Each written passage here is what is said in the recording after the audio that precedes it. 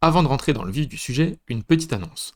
On a envie que le plus grand nombre puisse nous rejoindre. Alors cette semaine, on fait une promo sur Cédilad. 299 € au lieu de 399 sur l'annuel, 39 au lieu de 49 sur le mensuel. Au sein de la communauté, vous suivez en direct l'évolution du portefeuille, vous accédez aux analyses hebdomadaires complètes, aux lives du mardi soir et au forum où on anticipe et on commente ensemble ce que fait le marché. Tous les détails sont en description, on passe à l'analyse. Salut tout le monde, j'espère que vous allez bien. On se retrouve aujourd'hui pour une nouvelle vidéo d'analyse de portefeuille. On va faire un audit du portefeuille de Romain86, qui a donc soumis son portefeuille bien détaillé. Il manque 2-3 choses, mais on a même des montants, donc ça c'est plutôt pas mal.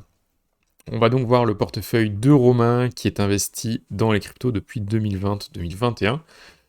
On a un portefeuille qui a plus ou moins 55 000 €, un petit peu moins, sachant qu'il a investi 52 000 € entre 2020 et 2021, donc il est à une performance de plus 4% actuellement. Comment est constitué son portefeuille? Eh bien, il y a une grosse partie qui est sur les blue chips, les plus grosses cryptos. Bitcoin a la majorité, 52,9% sur BTC, avec un prix moyen d'achat vers les 58 000 $. Sa position actuelle, elle représente presque 30 000 €. En deuxième position, on a maintenant Ethereum qui est à 20% de son portefeuille, une position à plus ou moins 10-11 000 €.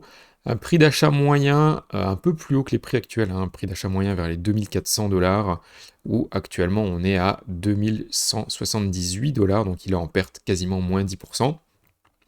Solana en troisième position avec 13% du portefeuille, un petit peu moins de 10 000 €, on est à 7 000 € de position sur Solana, avec un prix moyen d'achat presque pareil que le prix actuel.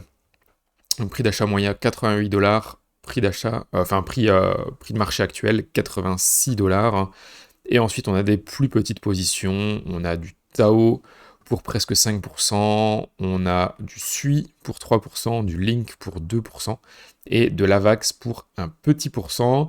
On a également un petit bag d'USDT, donc on a 3,4% d'USDT, on a 1800, un petit peu moins de 2000 € en stablecoin, ce qui permettrait de faire des achats si le marché se remettait à descendre. Donc j'imagine que c'est peut-être une position qui a été en profit et qui a été revendue pour ces 1820 €, ou peut-être une position qui était trop petite qu'il a décidé de revendre. Je sais pas, j'ai pas eu plus de détails par rapport à ça.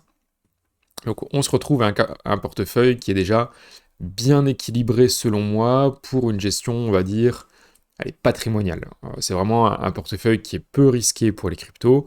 On a une majorité sur Bitcoin, on a un peu plus de risque sur les deux plus grosses cryptos que sont Ethereum et Solana.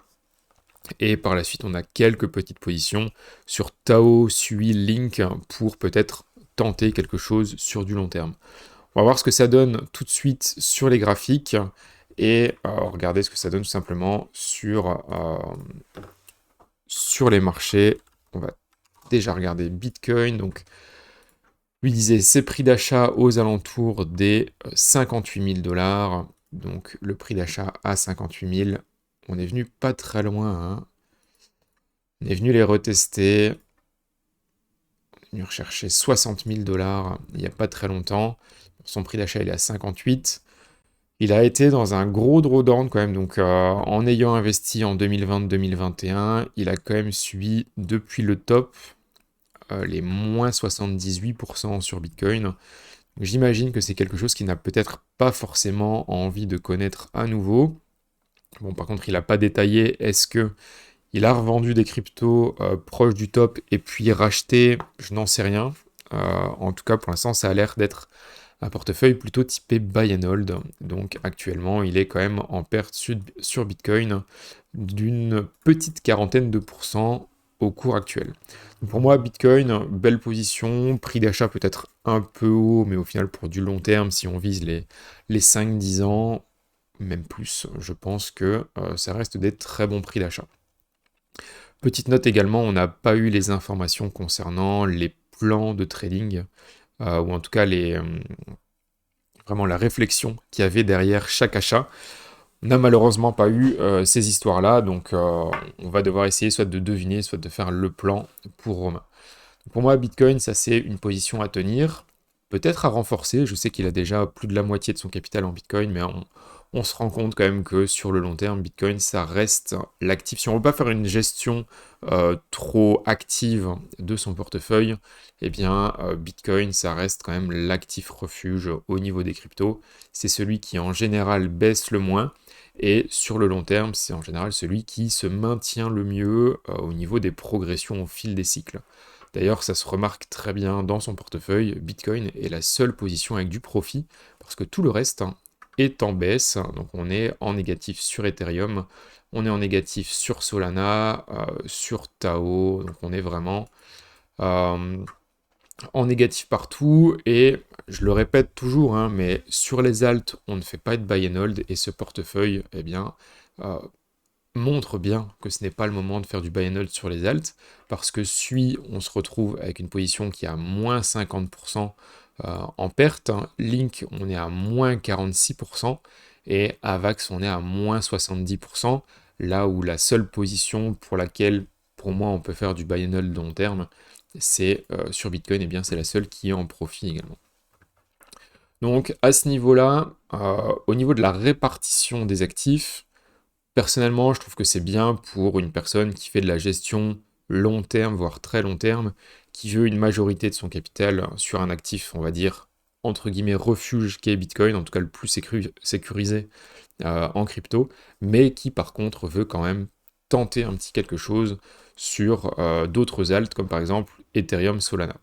Là où je trouve que c'est un peu dommage, c'est pourquoi aller chercher du AVAX, du Link. Si on regarde AVAX par exemple, par rapport à USD, on peut se rendre compte que AVAX, bah, il est quand même en tendance baissière long terme.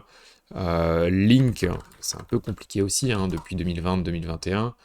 On est quand même sur de la tendance qui est pas franchement haussière. Depuis le top à 50 $, on a fait diviser par 5. Donc c'est compliqué d'avoir des bonnes positions et de faire un bet long terme sur ce genre d'actifs. Si on compare par rapport à Bitcoin, par exemple, hein, Link, eh bien, on est vraiment dans une grande tendance baissière depuis août 2020. Donc, quitte à être investi dans les cryptos sur Link, ben, autant se diriger sur Bitcoin, parce que sur du long terme, on voit que Link est plus baissier que Bitcoin. En tout cas, il est moins fort que Bitcoin. On a également du SUI. Alors SUI, qu'est-ce que ça donne? Alors on a eu une tendance haussière depuis 2023. Malheureusement, depuis le top qu'on a connu en janvier 25, eh bien, le marché sur SUI n'a pas vraiment réussi à se reprendre. On a eu un beau retest ici, ça c'est un beau cas d'école, où on a une belle consolidation avec un support. Hop, on casse le support, on vient faire une nouvelle consolidation.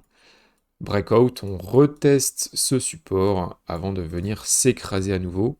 Donc si vous étiez en position sur SUI pendant ce retest, c'était peut-être une occasion pour larguer des positions, parce qu'on est venu vraiment bien rechercher cette zone-là assez rapidement avant de faire une dégringolade de 25% en quelques jours par la suite. Ça c'est pour SUI, Link on en a parlé, Avax, je repasse dessus rapidement. Avax, c'est depuis le top, moins 92%. Donc ça reste compliqué aussi.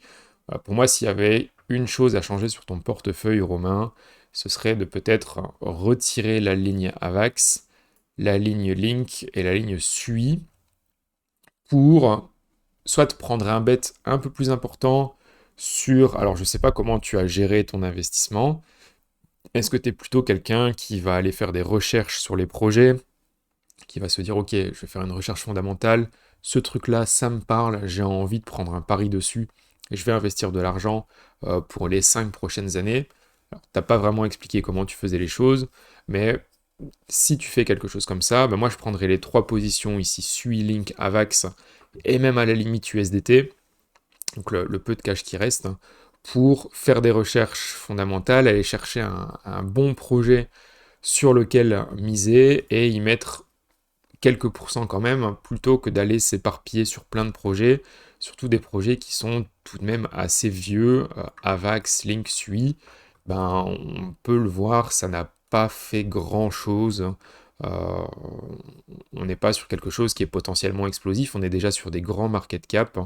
J'ai vraiment des doutes que ce soit le potentiel x100 à venir sur le prochain bull market. Alors que si tu fais peut-être des recherches de ton côté pour vraiment trouver une pépite, entre guillemets, ça arrive, hein, il y a des personnes qui arrivent à le faire, et bien là, ça peut être largement plus rentable d'aller mettre 4, 5, peut-être 6% du portefeuille, vraiment rester sur des petites allocations, mais quand on est sur des trop petites allocations, comme Avax par exemple, à moins de 1%, pour moi c'est trop petit, et ça n'a aucun intérêt, parce que même si tu fais x100 sur ta petite position, bah, ton portefeuille il aura juste fait x2, donc c'est pas ça qui va être game changer vraiment pour ton portefeuille. Donc voilà ce que j'ai à dire sur ton portefeuille. Un autre point également, c'est que bah, tu n'as pas de stop loss qui sont indiqués ici. Donc je ne sais pas comment est-ce que tu vas gérer ça sur du moyen long terme. Imagine que Tao par exemple ou que Solana décide de dévisser pendant des semaines et des mois. Qu'est-ce que tu fais? Est-ce que tu vas garder ta position? Est-ce que tu vas la revendre? Si on regarde d'ailleurs Tao, on n'en a pas parlé, mais ça reste quand même un actif qui est baissier long terme, hein, on le voit ici. On est quand même dans un grand canal baissier pour l'instant, même s'il a plutôt bien réagi depuis le début d'année 2026. On a eu un beau rebond, mais on est toujours dans un canal baissier, hein. Je ne l'invente pas, c'est ce qui se voit ici sur le graphique. Alors je n'ai pas le graphique le plus long. Le plus long de mémoire, il est sur MEXC. On va faire comme ceci, MEXC. Tao USD. Et voilà, on a ici l'historique le plus long. Donc on a eu, ok, un beau pump, mais depuis novembre 23, donc fin d'année 23, on est vraiment dans de la conso, comme ceci, une sorte d'énorme bull flag. Alors peut-être qu'on est occupé de construire quelque chose comme ceci, peut-être. Maintenant on est toujours là-dedans, ça fait quand même 2 ans qu'on est dans de la période baissière. Donc, compliqué, on n'est pas sur un graphique qui part comme ceci et qui continue de monter sur du long terme avec un petit market cap, on est déjà sur des grands market cap. Donc voilà, je pense que on est sur des bonnes choses. Moi, si je devais modifier deux, trois choses, comme je le disais, c'est avoir un esprit peut-être un petit peu plus actif, hein, au moins gestion des cycles, donc essayer de revendre quand on sent que ça commence à tourner au vinaigre. Bitcoin dans les 90 000, 100 000 dollars, on aurait pu vendre et prendre une certaine partie de profit, entre guillemets, pour racheter plus tard, ou en tout cas avoir une certaine partie du capital en cash disponible pour des achats, parce que pour l'instant, si le marché devait se retourner et repartir à la baisse, c'est ce qu'on connaît encore maintenant, hein. Si on regarde Total ES et qu'on zoome un peu plus, ben, ça ressemble très fort à ce qu'on a connu ici début d'année 2026 avec un faux breakout, tout comme ici on pourrait potentiellement avoir un faux breakout et puis repartir vers le bas, et au final on avait fait une belle dégringolade de moins 35, moins 40%.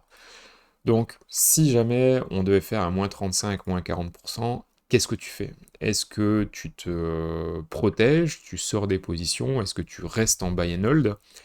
Ce que tu n'as pas précisé non plus, mais que parfois certaines personnes font, c'est est-ce que tu as potentiellement du capital que tu peux réinjecter en plus? Parce que parfois on a certaines personnes qui, sur les longs cycles, vont faire du buy and hold, mais par contre, quand on va arriver dans des périodes comme celle-là, eh bien elles vont commencer à racheter, à refaire du DCA sur les périodes basses, hein, comme on a connu ici. Alors, est-ce qu'on est déjà dans une période basse, ou est-ce que la période basse, elle va être un peu plus basse, hein, eh bien, on n'en sait rien, on ne voit pas l'avenir. Mais en tout cas, ce qui est pas mal, c'est d'avoir un petit peu de capital qui provient de l'extérieur, peut-être de tes économies, peut-être que tu as un travail qui te permet d'économiser un peu, peut-être que tu te dis, ok, je vais bosser un peu plus, je vais trouver un flexi-job à côté ou quelque chose comme ça qui me permet d'avoir un petit quelque chose en plus, que je peux investir sur les bases de bear market et juste avant les bull market. Ça, c'est possible également et c'est ce qui paye le plus en général. Voilà pour l'analyse et l'audit de ton portefeuille Romain. Dans l'ensemble, c'est un bon portefeuille, mais il manque quelques ajustements selon moi. Si vous aussi vous souhaitez soumettre votre portefeuille pour avoir un certain audit de ma part, eh bien n'hésitez pas à le poster directement dans SteadyLads. On a une section audit de portefeuille où chacun peut uploader les différentes positions de son portefeuille et nous raconter également quelle est l'histoire derrière les positions, quel est le plan de trading, les entrées, les sorties, les positions, etc., etc. Je vous souhaite à tous une très bonne journée et on se retrouve très vite sur SteadyLads. Ciao ciao.